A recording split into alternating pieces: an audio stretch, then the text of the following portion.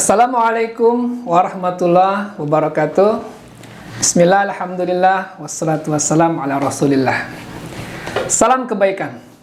Pejuang, dimanapun Anda berada, selamat bergabung bersama saya, Taufik Hidayat, dalam podcast Muslim Pejuang Kebaikan. Podcast ini merupakan sebuah media yang berusaha mengangkat perjuangan para penyebar kebaikan di negeri kita tercinta ini. Dan siapa mereka pejuang itu? Adalah mereka yang menyebarkan kebaikan untuk lingkungan sekitarnya. Bisa jadi itu Anda, para ayah yang berjuang keras untuk kebaikan anaknya, para ibu yang berjuang keras untuk kebaikan keluarganya, siapapun mereka, dan mudah-mudahan suatu saat Anda bisa bersama kami dalam ruang podcast ini. Nah, pada kesempatan edisi pertama ini, kita kedatangan sebuah narasumber yang sangat istimewa bagi kami, dan kami sangat berbahagia beliau bisa bersama dengan kami. Beliau ini adalah salah seorang da'i yang sudah banyak menyebar di pelosok negeri, diantaranya Makassar, Maluku, bahkan Papua, dan terakhir beliau memijakkan kaki di Bandung dan berdakwah di kota Kembang ini. Nah, alhamdulillah kita bisa bincang santai dengan beliau. Mudah-mudahan banyak manfaat yang bisa kita dapatkan bersama beliau, dan kita sapa beliau. Assalamualaikum warahmatullahi wabarakatuh. Waalaikumsalam warahmatullahi wabarakatuh. Alhamdulillah. Terima kasih Ustaz udah bisa bergabung bersama kami dalam undangan podcast ini.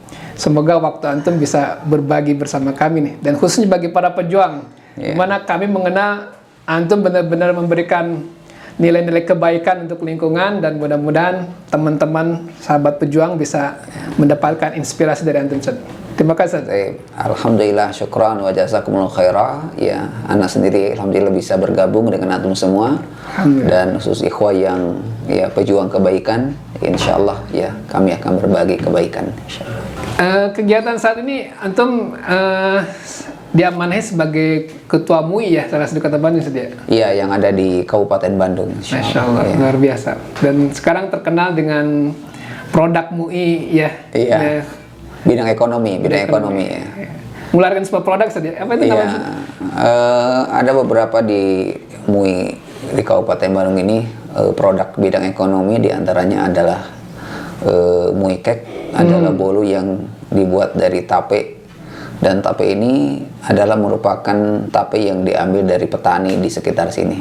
Jadi biasanya petani menanam singkong jadi tape, kemudian dijual tape biasa. Ya, coba kita kerjasama dengan MUI dengan beberapa pengusaha agar tape ini bisa berubah menjadi bolu yang rasanya bisa dinikmati oleh semua orang. Masya Allah, luar biasa ya pemirsa. Ini salah satu bukti bagaimana beliau berjuang ya, mengangkat para petani di Cimanyan ya Ustaz ya. Iya, Cimanyan ini kita kenal dengan peyem Bandung ya. Iya, betul. Dirubah, diberikan nilai tambah ya, sehingga jadi bolu, dan luar biasa ya. Supaya ada rasanya lain kan, walaupun rasa tapenya tidak hilang. Masya Allah. Inilah bagaimana ya beliau telah memberikan inovasi sehingga memberi dampak kebaikan untuk para petani. Ini salah satu contohnya ya, mungkin kita akan bongkar nih bagaimana kebaikan-kebaikan lain yang bermanfaat untuk lingkungan sekitar. Luar biasa. Ustaz, yang kami tahu kan antum nih kelahiran Sumedang Ustaz ya. Dan ternyata antum belajar banyak di Makassar ini. Bagaimana ceritanya Ustaz bisa sampai dari Sumedang belajar ke Makassar? Ya, kalau saya melihat tentang pendidikan yang saya alami ini, memang pendidikannya selesai dan kemudian pindah ke suatu daerah yang baru. Ya, saya SD di kampung ya, di perkampungan di belakang Gunung Tampomas ya. Sumedang. Kemudian di daerah Sumedang, kemudian SMP juga saya di kota Sumedang di balik Gunung Tampomasnya. Ya. Karena Gunung Tampomas ini sebelah kampung, sebelahnya kota. Kemudian SMP sudah mulai hidup kos ya, berasrama dengan teman-teman walaupun jumlahnya sangat terbatas. Nah, selesai SMP kemudian saya sekolah ke Garut ya, untuk tingkat SMA-nya di Mualimin di Garut. Kemudian setelah itu baru coba merantau lah ke luar khususnya ada daerah Sulawesi Selatan di Makassar. Dulu namanya, kita lebih mengenal dulu namanya itu Ujung Pandang ya. Iya, Ujung Pandang. Nah, baru-baru ini kemudian berubah lagi Ujung Pandang menjadi Makassar. Betul. Dan itu sekolah tinggi ya, Ustaz ya? Iya, sekolah tinggi ya. Itu kan di Stiba itu sistemnya pengabdian ya? Betul. Iya. Nah, Jadi sebenarnya di Stiba ini ada peluang untuk bukan hanya kita bisa kuliah, belajar di kelas, tapi ada momen-momen di waktu liburan kita bisa ke daerah ya untuk berbagi, menyebarkan ilmu yang sudah kita miliki itu kan. Biasanya dulu waktu saya di Makassar itu kalau semester pendek ada uang pulang kampung ya, iya. pulang ke sini, ke Bandung, ke Sumedang gitu kan. Kalau libur panjang biasanya naik tingkat, nah itu biasanya kita buat program-program di daerah ya. Apakah di daerah-daerah kemudian kita buat program berkaitan dengan dakwah, berkaitan dengan pendidikan ya. Sehingga waktu yang cukup panjang, liburan panjang itu 2 bulan itu cukuplah untuk banyak beraktivitas dan mengenal lingkungan budaya di daerah itu. sempat kemana aja, Ustaz? Itu Pertama kali saya keluar dari Makassar ini, pertama langsung menuju Ambon ya. Ya, menuju Ambon tahun 2000 kalau tidak salah, tahun 2000 ke Ambon. Karena masih kondisi ramai kalau nggak salah itu ya, lagi konflik. Tahun 2000 ini memang ya masih konflik ya, masih konflik. Bahkan lagi ramai-ramainya soalnya waktu itu konflik. Iya. Alhamdulillah, tapi ya dengan izin Allah saya bisa silaturahim dengan teman-teman di Ambon dan bisa berbagi lah dengan teman-teman di sana, karena anak-anak sekolah di sana butuh pendampingan ya, butuh penguatan, dan tentu kami datang ke sana selain silaturahmi juga kami bisa memberikan penguatan dan pendampingan terhadap mereka. Memang masa itu masa konflik ya, Iya, antara termasuk konflik agama ya di situ ya. Iya, betul. Itu bagaimana keamanan antum bisa di sana bertahan berapa lama? Sebenarnya karena lingkungan kita ada lingkungan Muslim, soalnya lebih aman ya, lingkungan Muslim, bukan daerah perbatasan. Tentu kalau daerah perbatasan ya rawan ya, rawan karena kita daerahnya daerah Muslim, walaupun juga daerahnya sangat kecil karena kita berada di daerah pantai ya saat itu. Tapi karena mayoritas Muslim di situ, ya insya Allah ya kami yakin bahwa ketika kita datang ke suatu tempat membawa sebuah kebaikan, kemudian dengan niat yang ikhlas, ya setelah kita berusaha dan berdoa tentunya ya kita tawakal kepada Allah, ya apa yang terjadi kita serahkan kepada Allah Subhanahu Wa Taala. Dan alhamdulillah ternyata dengan izin Allah saya 2 bulan di Ambon ini pulang ya di sana dalam keadaan selamat, di sana juga tidak pernah ada masalah, gitu kan. Pulang ke sini justru pulang dengan membawa banyak kenangan itu. Masya Allah, luar biasa ya. Ada cerita-cerita khusus nggak, Ustaz, di Ambon ini bagaimana yang paling istimewa buat antum ketika menyebarkan kebaikan di sana? Iya, sebenarnya kan saya kan di Sumedang ini kan daerah pegunungan ya, Bandung daerah pegunungan, tiba-tiba di Ambon ini daerah laut ya. Oh iya. Ya, dan tentu orang Sunda itu sangat takut kayaknya dengan air. Ya, saya sendiri juga nggak bisa berenang pun juga gayanya gaya batu, jatuh langsung ke dalam gitu kan. Di sana harus naik kapal kecil, aduh khawatir cemas juga itu kan.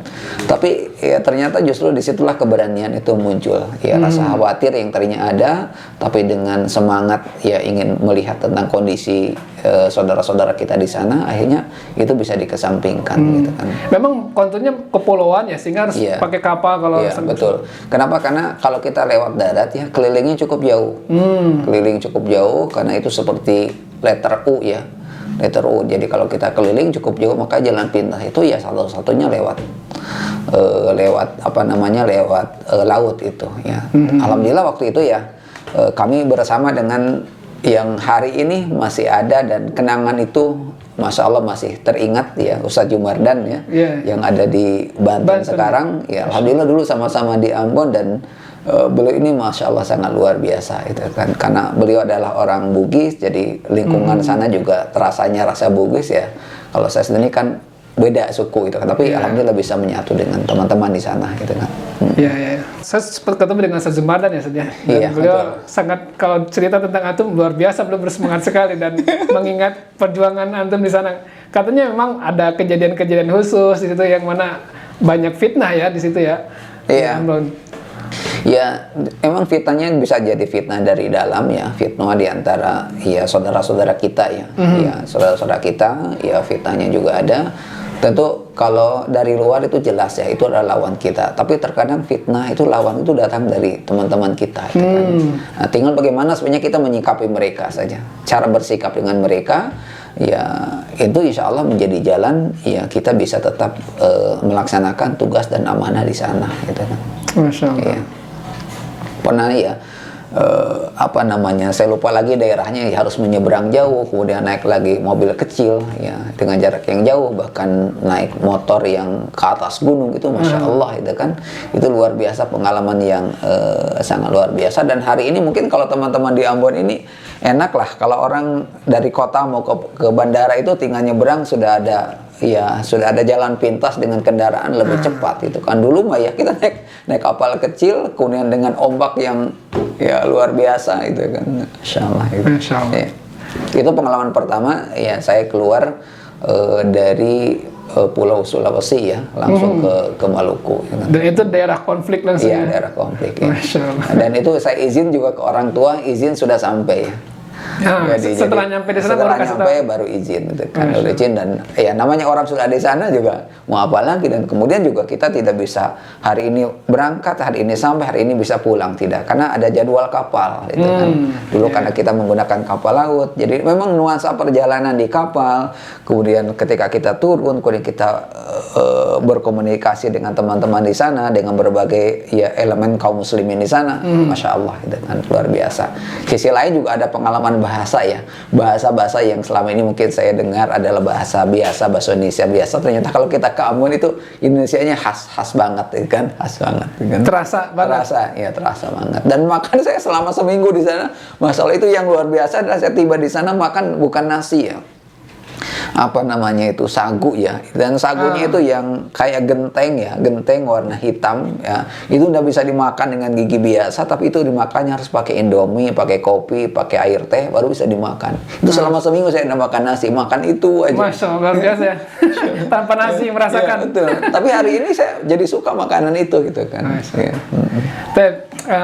Luar biasa ya, pejuang kebaikan, bagaimana beliau melaksanakan amanah berdakwah di daerah, termasuk diantaranya ke Maluku, dan kita bisa merasakan bagaimana beliau pahit tanpa bisa makan, dan ini contoh bagi kita, bisa kita tiru bersama.